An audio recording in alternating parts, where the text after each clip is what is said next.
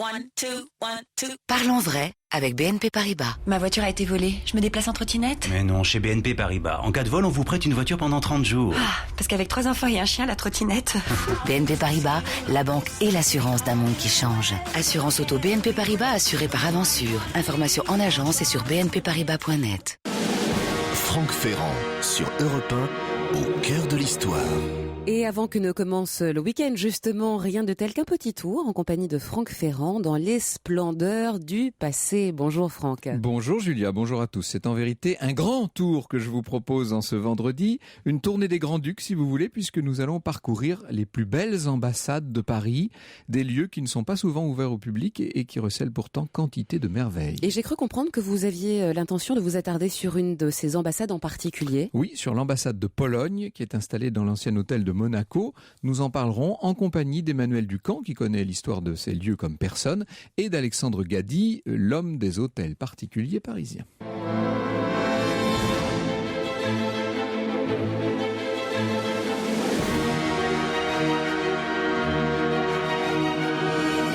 De 13h à 14h sur Europe 1, au cœur de l'histoire. Franck Ferrand.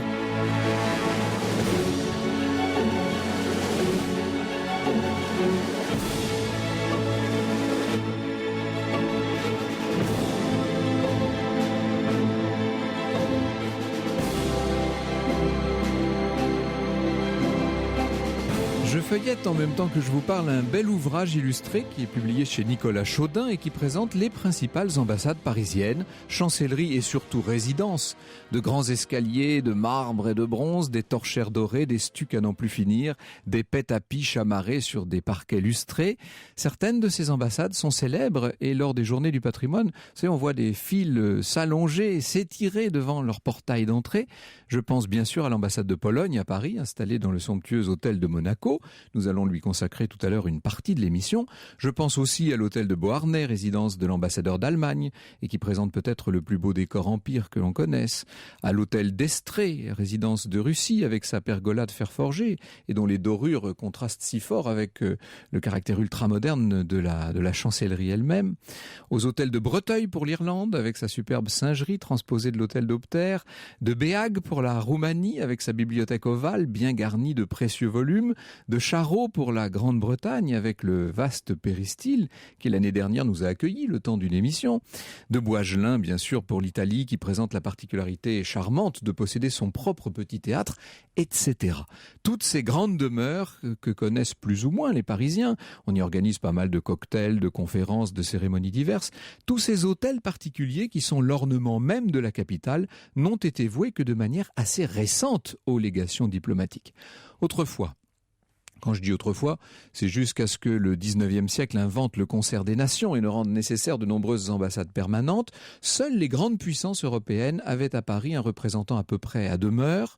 Pour le reste, les ministres plénipotentiaires, les ambassadeurs extraordinaires et autres émissaires étaient logés dans des palais et des hôtels de l'État aux frais et bons soins de la puissance invitante.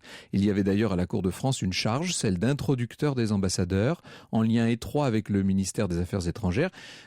L'introducteur des ambassadeurs veillait à l'accueil, au logement, au confort, à la distraction des envoyés des cours et des chancelleries étrangères. Vous pouvez imaginer au passage que l'espionnage allait bon train dans tout ce petit monde.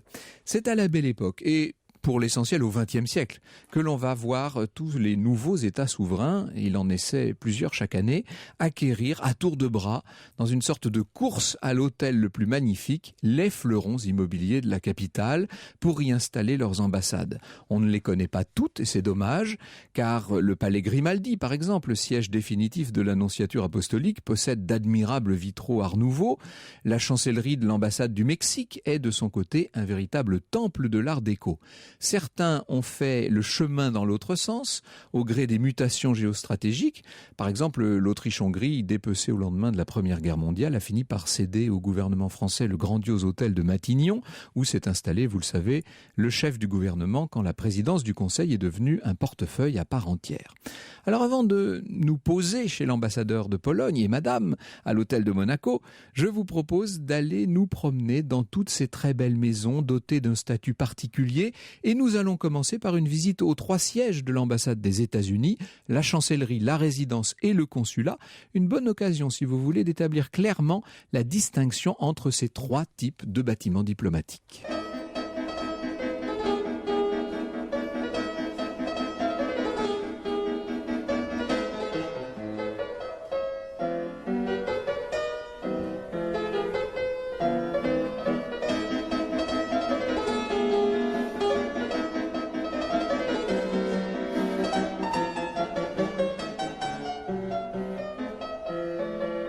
Un extrait sur Europe 1 de la sonate parisienne de Mozart, puisque Franck nous emmène avec ses invités dans une visite des ambassades à Paris. À tout de suite. L'histoire sur Europe 1, c'est avec Franck Ferrand. Et avec votre premier invité, Franck, sur Europe 1, Alexandre Gady, qui est historien de Paris. Il enseigne l'histoire de l'art à l'université Paris 4 Sorbonne et il est auteur notamment du livre Les hôtels particuliers de Paris 2011, disponible chez Parigramme. Et ces hôtels particuliers de Paris ont fait l'objet à la Cité de l'Architecture et du Patrimoine d'une très belle exposition dont nous avions parlé ici même avec Alexandre Gady. Bonjour Alexandre, merci d'être venu pour nous parler de tous ces hôtels particuliers dont une partie non négligeable sont aujourd'hui dédiés aux légations diplomatiques en fait. Alors j'avais l'intention de commencer par le cas des États-Unis parce que c'est intéressant, ça nous permet, dans un même quartier du reste, autour de la place de la Concorde et de l'amorce de l'avenue Gabriel et de la rue du Faubourg Saint-Honoré, de parler des différents types de bâtiments diplomatiques. Et puis après on entrera dans l'histoire des hôtels eux-mêmes. Mais il faut bien comprendre que lorsqu'on parle d'une ambassade, il y a la chancellerie, qui est le siège administratif de l'ambassade, il y a la résidence où réside et reçoit surtout l'ambassadeur, et puis il y a le consulat pour les très gros pays où sont réglées les questions de visa, etc. C'est le cas des États-Unis, par exemple. Les États-Unis ont une représentation architecturale tout à fait exceptionnelle à Paris et au fond, c'est assez normal, la plus grande puissance actuellement encore du monde, peut-être ça changera dans les décennies qui arrivent, a à Paris 3 ambassades extraordinaires, 3 bâtiments extraordinaires qui forment ce patrimoine immobilier et qui a la particularité d'être tout autour de la Concorde sur une ligne peut-être de 300 mètres à peine, ça, oui. puisque ils ont commencé par acheter pendant l'entre-deux-guerres en fait un hôtel qui a disparu car ils l'ont détruit, qui était l'hôtel Grimaud de la Reynière, c'est-à-dire quand on est place de la Concorde, tout à fait à gauche du Crillon, là où aujourd'hui, il faut bien dire, passer à pied est une épreuve. C'est devenu vraiment... c'est Fort Knox, l'endroit. Des problèmes de sécurité.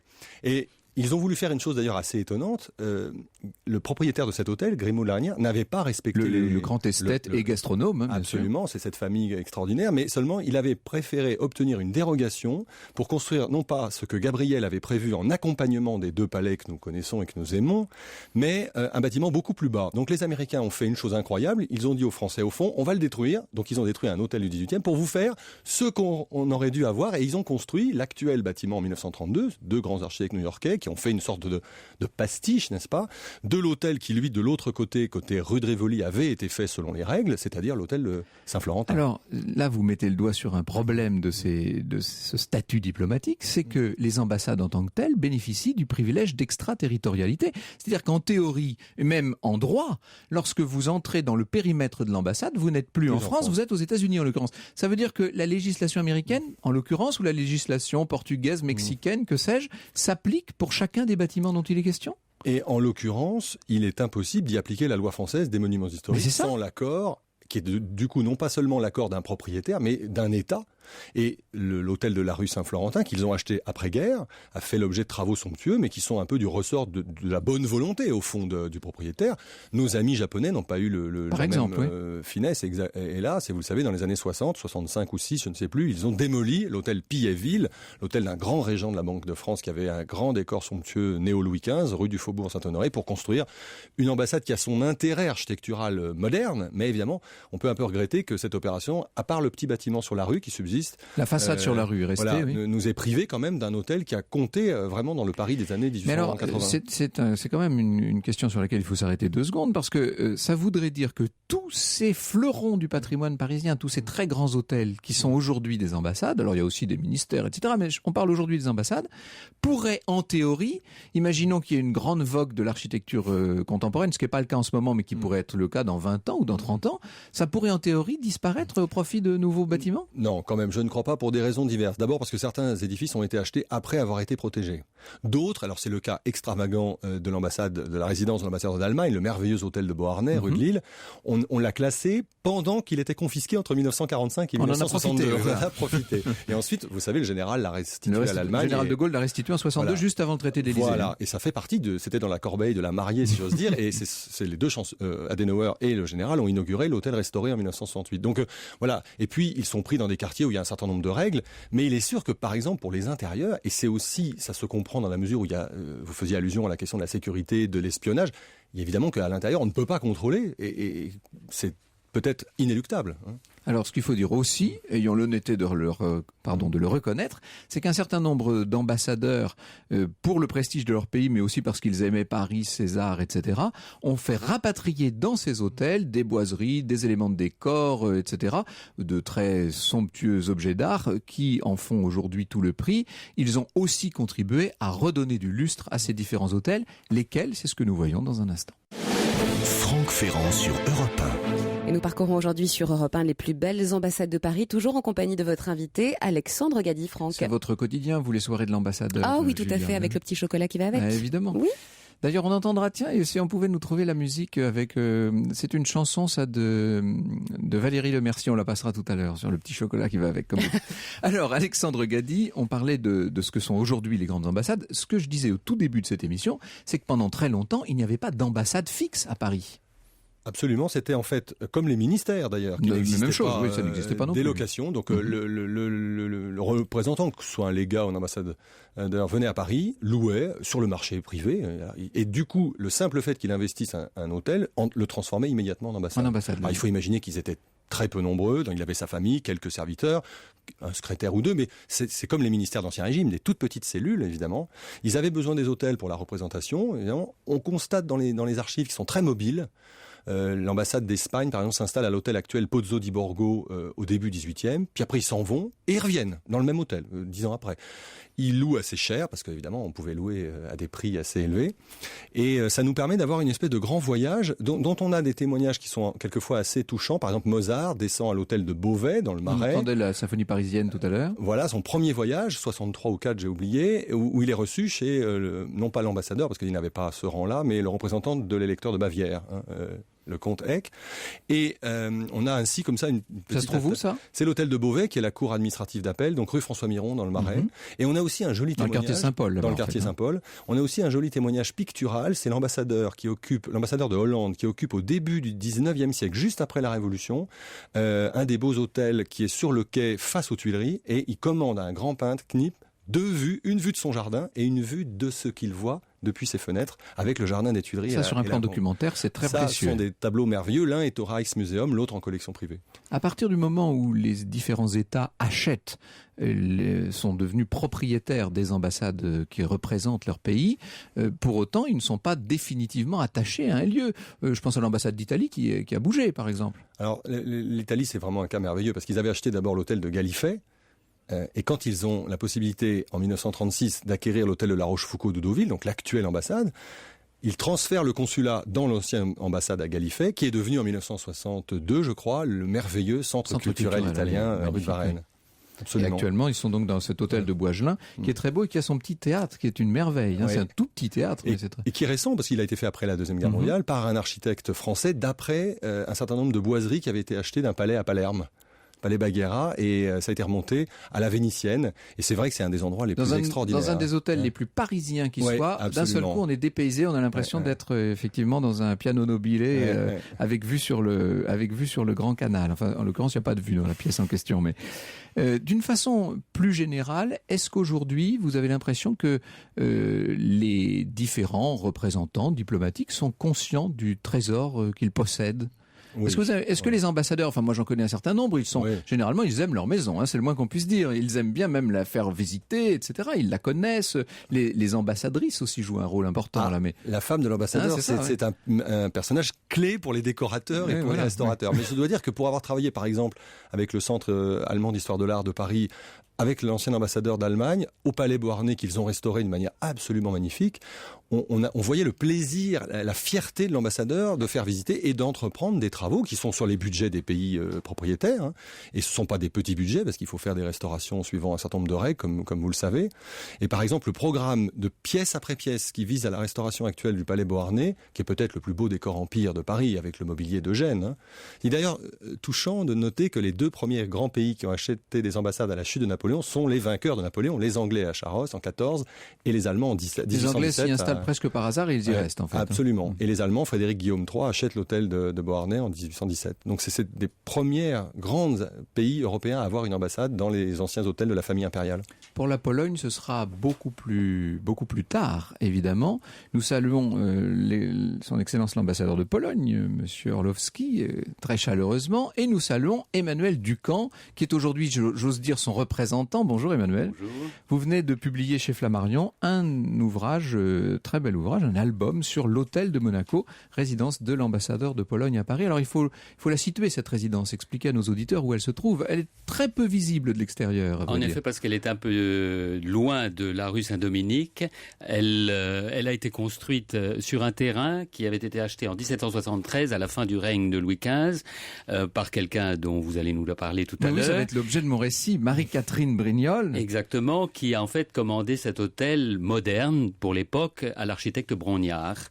Et la petite allée qui amène lui donne un petit air de secret. Ça n'est pas pour ça qu'elle est secrète. Elle a été d'ailleurs, vous le disiez tout à l'heure, nombre d'hôtels ont abrité plusieurs ambassades. Elle a abrité plusieurs ambassades. On oublie qu'elle a été la résidence de l'ambassadeur d'Angleterre au moment de la Révolution. Elle a été aussi la résidence de l'ambassadeur de la Porte, comme on disait autrefois, la sublime Porte de la Turquie, et également l'ambassade d'Autriche entre 1826 et la fin des années 1830. Donc elle a vu défiler tout Paris et elle voit encore défiler tout Paris. Oui, parce que l'ambassade de Pologne est un lieu très ouvert, il faut le dire. Il y a beaucoup de fêtes organisées et puis il y a des concerts Chopin, évidemment, par définition. Oui. Il faut rappeler que c'est pour l'ambassadrice d'Autriche, la comtesse Apponyi, en effet, que Chopin a dédié 2 nocturnes en 1835. On pense qu'il y a joué. Alors, qui était la commanditaire de ce somptueux hôtel particulier parisien? Pourquoi a-t-elle fait construire cet hôtel? Et pourquoi s'appelle-t-il l'hôtel de Monaco? Eh bien, c'est ce que je vais vous raconter maintenant. Au cœur de l'histoire sur Europe 1, le récit de Franck Ferrand. Avec un récit sur Europe 1 consacré aujourd'hui à une drôle de princesse de Monaco, Franck. Il faut savoir que cette dame a beaucoup d'esprit, du caractère et même des vertus. J'en connais peu qui ait autant de vérité et de loyauté. Ainsi s'exprime Madame du Défend à propos de la fille de l'ambassadeur de la République de Gênes, la charmante, la gracieuse Marie-Catherine de Brignol-Salles, qui fait ses débuts dans le monde à Paris et à Versailles à l'âge de 18 ans. Nous sommes en 1755, autant dire au beau milieu du règne de Louis XV. C'est peu dire que la jeune fille attire bien des regards dans les salons qu'elle traverse avec déjà un petit air de défi presque moqueur. Et parmi les soupirants, que dis-je, au premier rang d'entre eux, le prince de Monaco qui, et il faut tout de suite souligner cet aspect qui n'est pas négligeable dans l'histoire que je vais vous raconter aujourd'hui, qui est l'amant de la mère de Marie-Catherine. Eh oui, Anna Balbi. À cette époque, les princes de Monaco ne vivent pas vraiment sur le rocher, ou alors très épisodiquement. Comme tous les aristocrates français de haut rang, ils se doivent d'être à la cour, à Versailles, et Honoré III, qui est devenu prince tout jeune du fait de l'abdication de son père Jacques Ier, qui d'ailleurs n'était pas de la famille Grimaldi, Jacques Ier était né Jacques de Matignon. Honoré a été page du roi Louis XV. C'est un vaillant soldat qui s'est illustré plusieurs fois, notamment sous les ordres du maréchal de Saxe, et c'est surtout un très grand seigneur qui, à Paris, possède le somptueux hôtel de Matignon, évidemment, ce qui est aujourd'hui la résidence du Premier ministre. C'était pas tout à fait comme c'est aujourd'hui, mais enfin c'est un autre sujet.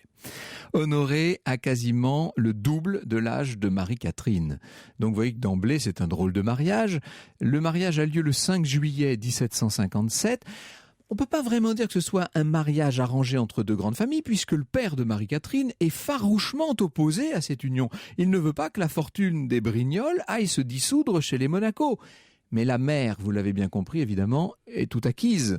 Ce qu'elle ne peut faire elle-même puisqu'elle est déjà mariée, eh bien elle espère en faire profiter sa fille. Or, À l'époque, la personne la plus puissante du royaume, c'est l'amie, la confidente, la conseillère du roi. C'est Madame de Pompadour. Et Madame de Pompadour intervient auprès de Louis XV en faveur du prince Honoré.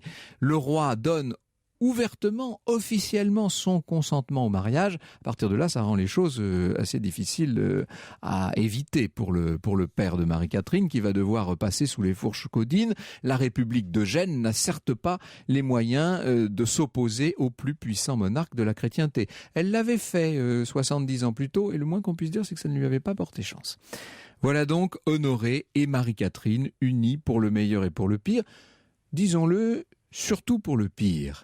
Car le moins qu'on puisse dire, c'est que leur couple est mal assorti. Le prince est volage, superficiel, il est d'un naturel extrêmement difficile, cassant, arrogant même, avec des sautes d'humeur au cours desquelles il peut lui arriver de se montrer violent, sympathique, le petit personnage. Vous voyez, il est tyrannique, il veut avoir entièrement prise sur son épouse, jusque dans ses pensées les plus secrètes. C'est le démon de la jalousie. Vous savez, je crois que parmi tous les défauts et même péchés humains, c'est peut-être le pire et le plus difficile à vivre pour ceux qui vivent dans l'entourage de personnes jalouses, c'est cette espèce de suspicion qui s'insinue partout, et dans le cas du prince Honoré III, c'est une suspicion permanente au point qu'il aille jusqu'à demander à sa femme d'écrire sur des carnets tout ce qui lui vient à l'esprit. Il veut contrôler non seulement le comportement et les pensées ouvertes de sa femme, mais il veut aussi avoir prise sur ses pensées intimes. Il l'a fait par ailleurs surveiller, et de plus en plus. Alors, au début, l'union, malgré ce caractère très difficile du prince, l'union est plutôt pas malheureuse. D'ailleurs, Marie-Catherine va donner 2 enfants à Honoré III, dont le futur prince Honoré IV, qui régnera vraiment très peu de temps après la Révolution. Mais évidemment, les choses dégénèrent assez vite, et dès 1759-1760, c'est quasiment la guerre entre les époux. Or, en 1760, alors que Marie-Catherine a trouvé un beau prétexte pour s'éloigner un peu de son époux, elle est partie prendre les eaux à Plombières, elle rencontre un beau prince de 28 ans, qui donc est à peine plus âgé qu'elle, celui-là. Je vous rappelle que son mari a le double de son... Enfin, au moment de leur mariage, avait le double de son âge. Et ce prince de 28 ans était perdu de chagrin pour avoir perdu sa toute jeune épouse. Les jeunes gens se plaisent, mais d'abord ils se plaisent comme amis, disons-le. Ils sont confidents l'un pour l'autre. Le prince en question, ça n'est pas n'importe qui, c'est un des principaux princes du sang, c'est le prince de Condé. Ils se fréquentent de plus en plus de retour à Paris, et c'est fou ce qu'on peut voir, les Monaco invités de plus en plus souvent, quasiment tous les week-ends à Chantilly.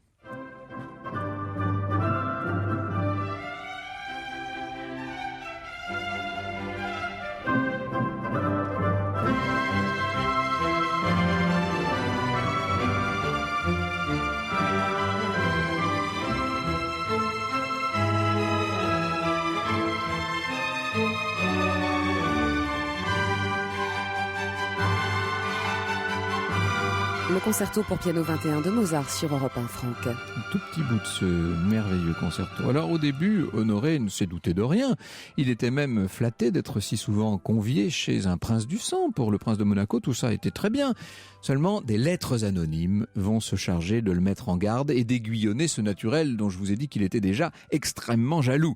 Et alors là, Honoré III se montre non seulement possessif, plus tyrannique que jamais, mais il en vient à devenir un véritable chaperon pour son épouse, à laquelle il interdit la danse, les promenades. Lorsque lui-même est obligé d'aller faire sa cour à Versailles, il oblige sa femme à rester chez elle, enfermée dans sa chambre, et on dit qu'il va la nuit jusqu'à entrer plusieurs fois dans la chambre de sa femme par surprise pour s'assurer qu'elle est effectivement couchée et couchée seule.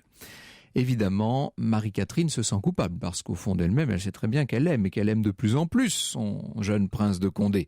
Alors, elle va faire contre mauvaise fortune bon cœur, jusqu'au jour où elle apprend que son mari, pour se venger de la liaison entre sa femme et Condé, a pris une maîtresse, c'est une actrice de la comédie italienne, et le prince de Monaco fait en sorte qu'on sache qu'il a une maîtresse. C'est-à-dire qu'un jour, à la comédie italienne, voyant un comédien s'approcher un peu trop près de sa maîtresse, il se lève dans sa loge, il hurle, il le somme de s'éloigner de sa maîtresse. Vous imaginez le scandale, le public se lève, on hue le prince qui sort sous les huées.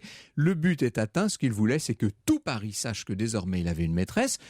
Je vous rappelle que lui, de son côté, interdit évidemment à sa femme d'avoir, je ne parle même pas d'un amant, d'avoir un ami de cœur.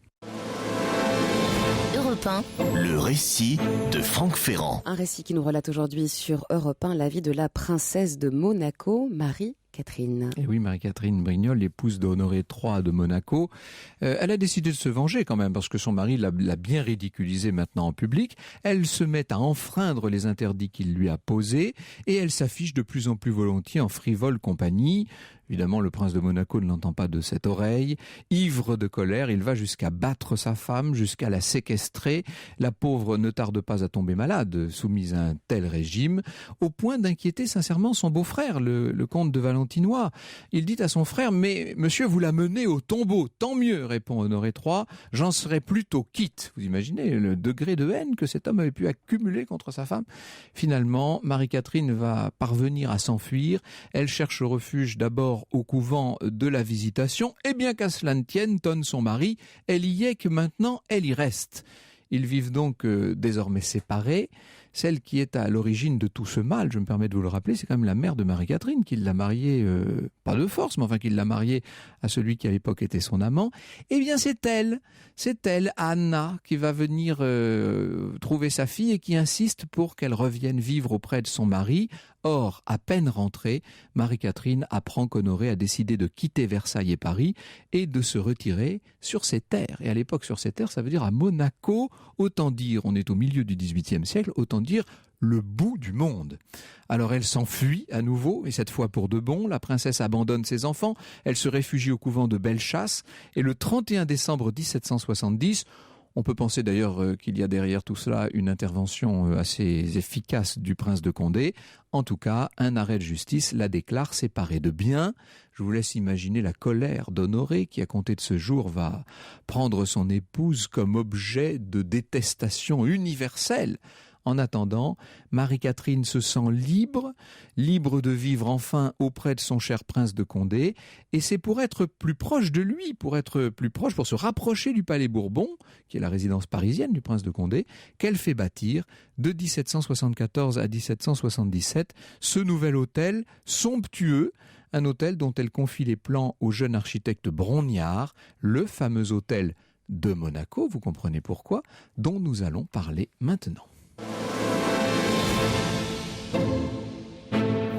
Alors Emmanuel Ducamp, j'étais un peu long dans les prémices, mais je voulais raconter d'où venait cet hôtel. C'est l'hôtel de l'amour, finalement, l'hôtel de Monaco. C'est l'hôtel de l'amour et un nid d'amour qui est pas mal. Oui, en plus, dans le moins qu'on puisse dire, est qu'il est à l'échelle. Hein. Il est à l'échelle. À l'époque où il est construit, c'est sans doute un des hôtels les plus luxueux de tout Paris. On en a la description, hélas les intérieurs ne survivent pas, mais on en a la description dans les différents inventaires, et notamment au moment de la Révolution, quand la princesse de Monaco est obligée de quitter Paris. D'ailleurs avec l'aide d'une Polonaise. La boucle est bouclée aujourd'hui, la princesse Rosalie Lubomirska. Et pour la princesse de Monaco, Brongniart édifie des intérieurs d'un luxe et d'un raffinement incroyable. Il y a même le chauffage par le parquet, à air chaud. On a compris qu'elle était à la tête d'une très grande fortune, elle. Donc évidemment, les moyens sont illimités. Les moyens sont illimités. Les intérieurs les plus importants sont garnis de miroirs très coûteux. Les embrasements et les encadrements de portes sont en marbre statuaire, de Carrare. Les inventaires décrivent certains des objets, des mobiliers. Les étoffes sont splendides. C'est un hôtel, en effet, qui est tellement splendide, d'ailleurs, qu'il va survivre à la Révolution et que son décor, d'une façon assez inhabituelle, va encore être utilisé sous l'Empire au moment où l'ambassade, l'hôtel abrite la maison du maréchal Davout.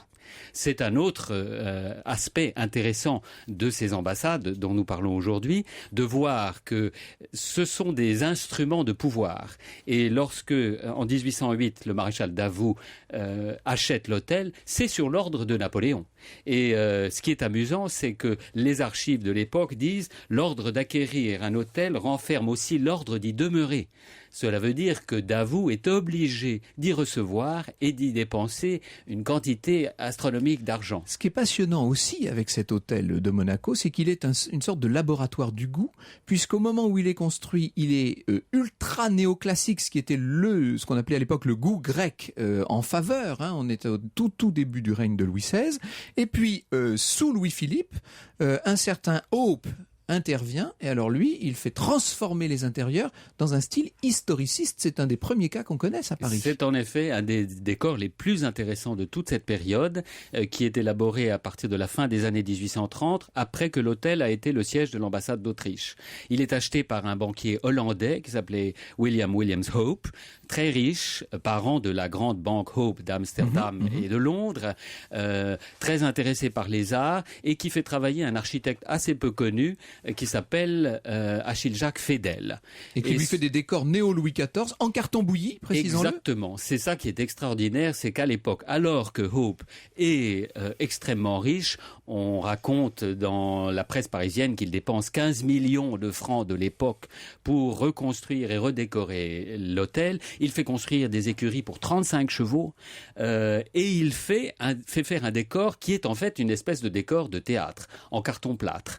Quand on le regarde, on se dit ce sont des boiseries de bois sculpté, pas du tout. Vous frappez dessus et ça sonne creux.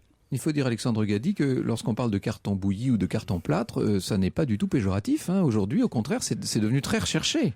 C'est les nouveaux matériaux qu'utilisent les décorateurs du 19e siècle et les architectes qui les font travailler. Le 19e, il y a beaucoup d'argent. Il faut aller vite souvent, les fortunes nouvelles apparaissent, disparaissent. Les gens veulent très vite voir le résultat, en fait. Absolument. Une boiserie, c'est très long à sculpter, c'est cher. Et quand on achète des boiseries anciennes pour les remonter, là, on les décape et on les laisse en chaîne naturelle pour montrer que c'est du vrai, si j'ose dire. Donc c'est pour ça qu'on a aussi ces variations de couleurs. Il y a des chromatiques différentes selon les pièces.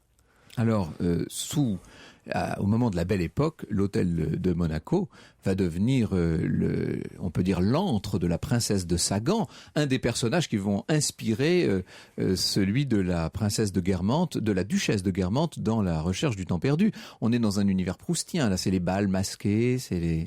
L'hôtel de Monaco a toujours été le cadre de fêtes somptueuses. Oui, vraiment. Sous la princesse de Sagan, en effet, qui hérite de son père, le baron Seyer, qui avait acheté l'hôtel en 1855, elle en hérite en 1873, on y donne les fêtes les plus courues de toute la Belle Époque.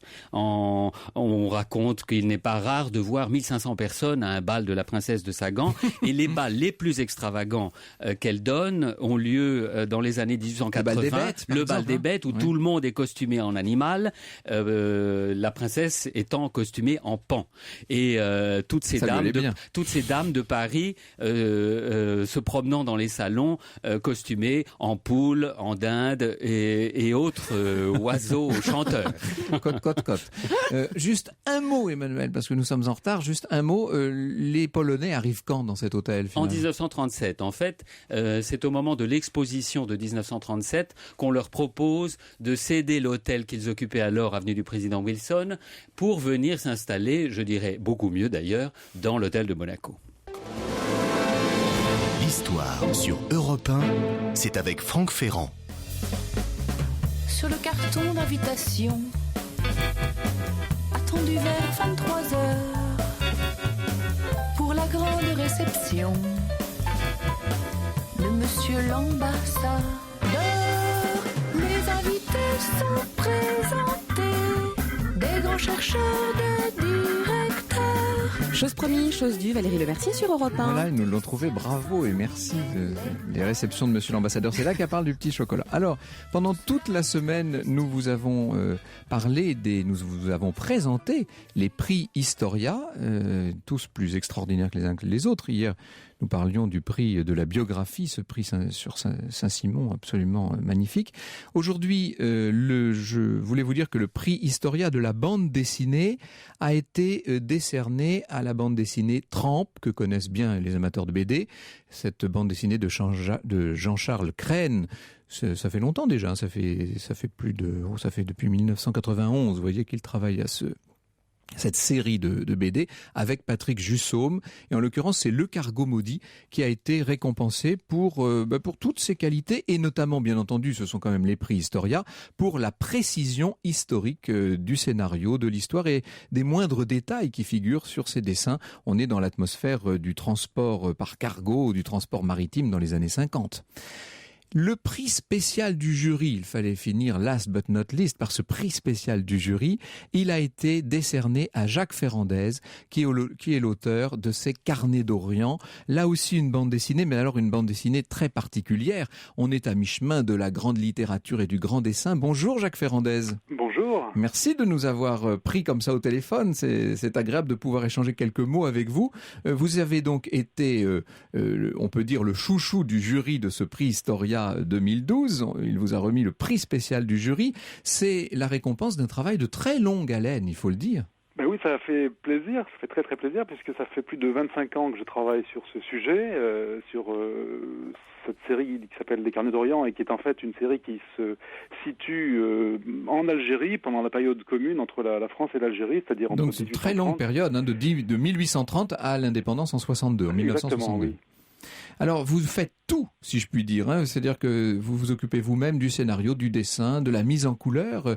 C'est un travail total que vous effectuez sur ces bandes dessinées. Ben oui, si vous voulez, c'est un travail d'auteur au sens où je suis arrivé à la bande dessinée dans une période où on commençait à reconnaître en effet que on pouvait sortir des séries à personnages et on pouvait entamer des séries un peu plus peut-être ambitieuses avec des sujets qu'on pouvait mener comme ça sur plusieurs volumes. Là, moi, je me suis passionné pour ce sujet d'abord parce que je suis né en Algérie à la fin des années 50, enfin en 55, à la fin 55, dans ce qui n'était pas encore considéré comme une guerre, mais disons le conflit était bien là. Et peut-être par la suite, j'ai eu envie d'essayer de comprendre cette histoire-là en la retraçant sous cette forme-là, sous cette forme d'album de bande dessinée. Ce qu'a voulu récompenser Historia, je pense, c'est aussi votre indépendance d'esprit. Vous n'êtes pas prisonnier d'une des chapelles mémorielles de toute cette histoire de la France et de l'Algérie. Oui, si vous voulez, moi je suis né pied noir dans ce beau pays qu'est l'Algérie et en fait j'ai pas de souvenir par rapport à cette histoire-là puisque mes parents ont quitté le pays juste après ma naissance. Donc ça m'a permis peut-être avec un certain recul d'aborder cette question en sortant justement de cette bipolarité qu'il y avait précédemment, c'est-à-dire on pouvait pas précédemment, avant les années 80, je pense, traiter du sujet sans être obligé de choisir son camp, d'être soit d'un côté soit de l'autre, avec toute la partie, avec tout ce que ça pouvait supposer de partialité et d'esprit partisan. Moi j'essayais effectivement, si vous voulez, de me dégager un petit peu de ça pour prendre en compte les histoires individuelles et les destinées humaines qui jalonnent évidemment toute cette période. Merci beaucoup Jacques Ferrandez.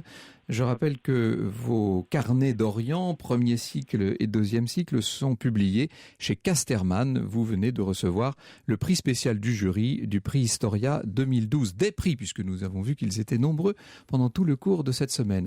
Un mot peut-être, Emmanuel Ducamp, sur les riches heures de l'hôtel de Monaco. On n'a pas parlé du tout de Chopin, par exemple. Il faudrait dire que Chopin faisait partie des invités. Chopin y a joué de la musique pour la comtesse Apponyi. Je souhaiterais seulement aux auditeurs de croiser les pas de l'ambassadeur Orlovski et de sa femme, qui sont des modèles d'hospitalité ambassadoriale. Oui. Chopin lui-même disait, dans les années 1830, quand il allait jouer, le cabriolet et les gants blancs coûtent plus cher que ce que je gagne, mais sans eux, je ne serais pas de bon ton.